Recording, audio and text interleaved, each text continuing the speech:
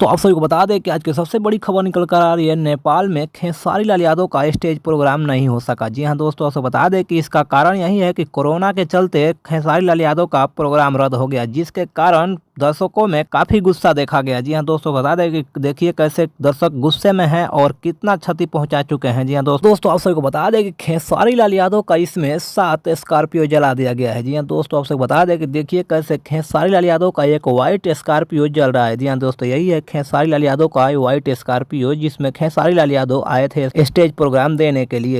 और इन लोगों की वजह से इसमें बताइए, अगर मैं आया और मुझे प्रशासन, पूरे नेपाल के प्रशासन 20 लोग आकर घेर लिए कि आप नहीं जा सकते, क्योंकि कोविड के लिए ऑलरेडी कार्यक्रम कैंसिल किया गया था।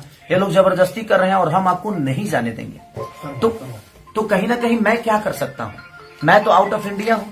दोस्तों ये भी क्या करें, इनको भी 500 रुपए देना पड़ा है। जी हाँ दोस्तों, बता दें खेसारी लाल यादव के स्टेज प्रोग्राम देखने के लिए इनको चार्ज देना पड़ा है 500 रुपए। जी हाँ दोस्तों, बस बता दें कि 500 रुपए कमाने में दिन भर लग जाता है, जबकि ये लोग 500 रुपए दे करके दिन भर बिताए हैं खेसारी लाल यादव को देखने के लिए। तो इसीलिए ये सब अपना गुस्सा दिखा रहे हैं। पूरी जनता से मैं क्षमा प्रार्थी मांगता हूँ कि मेरी गलती नहीं है, आप लोग मुझे दोषी ना समझें, क्योंकि मैं आपके प्यार और आपके मोहब्बत के लिए, आपके मनोरंजन के लिए दिनों रात मेहनत करता हूं और हमेशा करता रहूंगा।